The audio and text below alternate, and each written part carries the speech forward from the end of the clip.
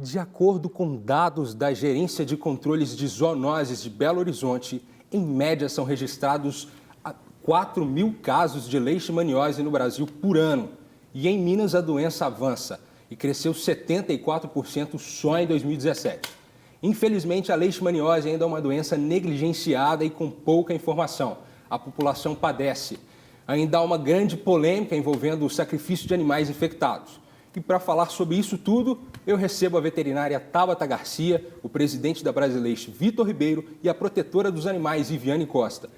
Olá, pessoal, é um prazer ter vocês aqui com a gente e vamos conversar sobre a leishmaniose e tentar trazer uma informação para o público que seja clara e sem nenhum tipo de dúvidas, né? Porque hoje em dia, quando a gente olha as notícias, tem muita dúvida a respeito do assunto. Então, acho que o primeiro passo para a gente ter uma conversa bacana que deixe claro para os telespectadores do nosso programa é o que é a leishmaniose. A leishmaniose é uma doença causada por um protozoário que afeta homens e tem como reservatório o cão, o gato também, né, os ratos. E a nossa maior preocupação hoje é sobre o preconceito que tem com a doença. E a nossa necessidade de um controle mais extenso com o vetor transmissor, né, que é o mosquito palha. E daí a necessidade da gente conscientizar a população, tá sempre atualizando as informações para que a gente possa controlar e não simplesmente sacrificar os animais. Sim, sim. Vitor, conta pra gente como que é o trabalho da Brasileixe, né, atuando na causa da leishmaniose. Como que vocês têm atuado nessa área? A leishmaniose, ela tem manifestações distintas, porque são espécies diferentes de leishmania que podem provocar doença nos animais e no homem. As espécies que provocam a doença e que dão as lesões de pele, que são úlceras que podem dar na pele, a gente chama de leishmaniose tegumentar. E nas Américas, existe o maior número de manifestação de leishmaniose tegumentar do planeta. A leishmaniose visceral, que é provocada por uma espécie de leishmania, que a gente chama de leishmania infantum, e esse nome infantum é porque ela comete mais as pessoas na fase da infância. Então, ela comete mais crianças. Ela está presente em todo o mundo e o Brasil é um dos países que mais tem, mas tem muito menos do que tem na Índia, por exemplo, do que tem no Sudão.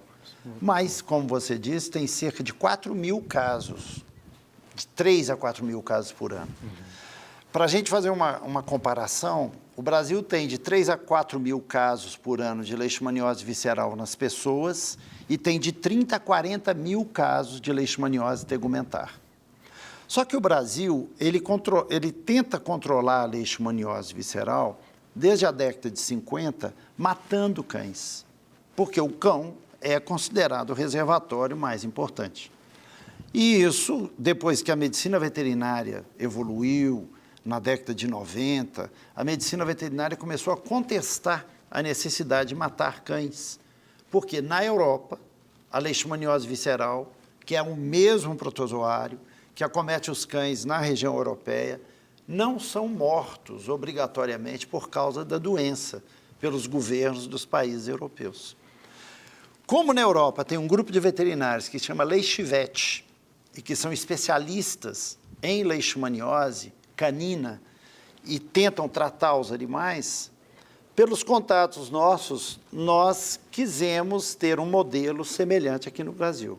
Então, o Brasileixe é um grupo de veterinários que são convidados, todos os veterinários do Brasil, a estarem presentes, de veterinários especialistas em leishmaniose canina, que quer contribuir com o Estado, com os governos, no sentido de auxiliar no controle da leishmaniose visceral nas pessoas, mas com um princípio, que é o mais importante, não matar os animais. Esse é o código de honra do brasileiro. É preservar a vida do animal acometido. Dos animais, sim. Isso. Viviane, como é que você faz para atuar, né, sendo protetora de animais? Como que tem sido o seu trabalho? O meu trabalho tem sido de... Antes da pessoa pensar assim, tem leishmaniose, vou matar? Vou eutanasiar? Pare e vamos verificar se tem mesmo leishmaniose. E se tiver, vamos tratar. Além disso, de dar esses dois lados, né, que observar mesmo se tem leishmaniose e observar mesmo se a pessoa vai, né, se ela tem condições de tratar, a educação também, porque, infelizmente, isso eu bato muito na tecla, você pode não ter nenhum cachorro na sua residência, mas você pode ter leishmaniose morando com você. É um risco, né? Então, as pessoas, elas colocam toda a culpa no animal, mas elas não observam ao redor, que nem a questão da dengue, da zika, chikungunya, que se você manter uma limpeza à risca, o seu vizinho manter, todo mundo unido manter, mas a limpeza mesmo, porque, no caso, a leishmania gosta de tudo que tiver em decomposição, ao contrário da Aedes, que gosta de água só limpa e tudo, né? Eles sempre me corrigem se estiver errado. Então, assim, às vezes a pessoa... O flebótomo gosta da leishmania. Porque, assim, às vezes a pessoa deixa tudo limpinho, mas, eu não catei as fezes do meu animal. Mas daqui a 2 dias eu cato. A Vai fruta acumulando podre assim, caiu. né? A fruta podre não tem problema, não. Tudo que for em decomposição, essas pequenas coisinhas juntando em um bairro só, isso vira Gera uma um leishmaniose problema geral. maior. E como é que a gente pode fazer, como que se faz para identificar a leishmaniose, para ter esse diagnóstico? Como que faz? O diagnóstico é extremamente complicado. Daí a atenção e a paciência que os próprios proprietários têm que ter com o profissional que está atuando no caso. Não é simplesmente um exame ou um sinal clínico que vai fechar a doença no animal. E aí, por meio desses testes, da avaliação do veterinário responsável, e muitas vezes não é só um teste que faz, é que nós vamos conseguir diagnosticar a doença no cão. Tem sintoma, não quer dizer que tem a doença, não quer dizer que está transmitindo. Então, é só o médico veterinário responsável ou profissional que é capaz de interpretar um exame, avaliar o animal e conseguir dar um diagnóstico correto. Entendo. E, bom, o senhor falou sobre os animais. Eu queria saber 2 coisas. Uma, quais são os tipos de leishmaniose? E, por exemplo, um cachorro teve leishmaniose, o tratamento, e se depois que ele passa por esse tratamento, ele consegue ter uma vida depois, né, desse período. Como eu disse na introdução, nós temos a leishmaniose tegumentar e temos a leishmaniose visceral. Nos animais, a leishmaniose visceral é mais importante, porque o cão ele é mais sensível ao protozoário e desenvolve a doença no organismo inteiro.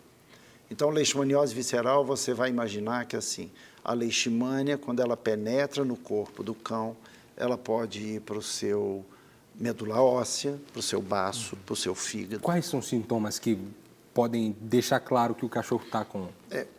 Os sintomas físicos, eles são gerais. Então, esse animal ele vai ter tendência a emagrecer, ele vai ter tendência a ter um desenvolvimento maior das unhas, ele vai ter atrofias musculares, principalmente na cabeça, e vai ter com muita frequência lesões na pele, mas que não são porque a leishmaniose é tegumentar. Ele vai ter muitas lesões na pele, porque a leishmania distribui-se pela pele e provoca uma caspa maior, provoca ferimentos, sobretudo na borda da orelha. Então, o animal fica com a orelha muito engrossada. E, às vezes, lesões no focinho. Muitas vezes, lesões ao redor dos olhos. E a gente chamaria de uma dermatite, que ela pode estar por todo o organismo do animal. Acontece que existem outras doenças que fazem isso também. Então, o diagnóstico de leishmaniose ele não pode ser amparado somente na avaliação do aspecto externo do animal, embora seja sugestivo. E aí, como a doutora Tabata falou, você passa por coletar o sangue do animal. E nesse sangue do animal, você vai dosar anticorpos contra a leishmania. Se for positivo, é mais um indício de que esse animal tem leishmania. Mas só isso não basta, porque se você for tratar o animal, você precisa fazer exames para ver o protozoário e para ver qual a intensidade de protozoário que tem no corpo do animal. Sim, sim. Porque quando você tratá-lo, você tem que comparar esse antes do tratamento e o depois do tratamento. Para você falar assim, o tratamento está indo bem. Então, o tratamento vai fazer com que o animal vai ficar mais bonito, ou seja, o animal vai recuperar o visual. Aqueles sintomas, eles vão regredindo e vão desaparecendo. Vão regredindo. Agora, isso só não basta, porque na hora que eu falo assim, o seu animal tem leishmania, eu preciso saber como é que está o sangue do seu animal, como é que está funcionando o rim do seu animal, como é que está funcionando o fígado do seu animal, como que estão as proteínas do seu animal. E isso a gente chama de estadiamento da infecção. Então, aí nós temos que falar, está com leishmania? Está. Como é que está o organismo dele? E nós vamos tratar o organismo. Nós queremos matar a leishmania, mas se ele tiver com o rim prejudicado, eu tenho que tratar o rim dele também. E o remédio que mata a leishmania não trata o rim. Se ele tiver anêmico, o remédio que mata a leishmania não faz recuperar da anemia. Se ele tiver com hepatite por causa da leishmania, o remédio que trata a leishmania não trata a hepatite. Só tira a leishmania de lá. Mas aí você tem que tratar o restante. Para receber todas as novidades do canal, inscreva-se. E se curtir o vídeo, clique em gostei. Aproveite para acompanhar a Rede Super nas redes sociais.